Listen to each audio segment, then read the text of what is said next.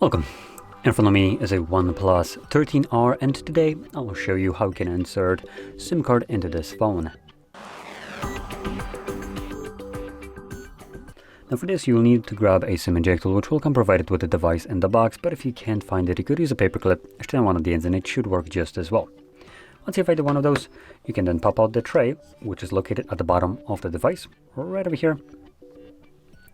Pushing the pin in, let's try that again.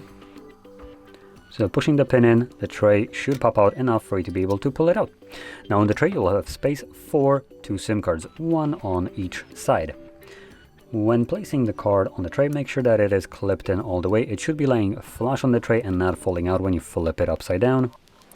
And insert it back into the device, and said card should start automatically working, hence why it's popping up with the SIM card pin. So by providing that pin, it's going to unlock my SIM card, and that's it. That's all I needed to do. So if you found this very helpful, don't forget to hit like, subscribe, and thanks for watching.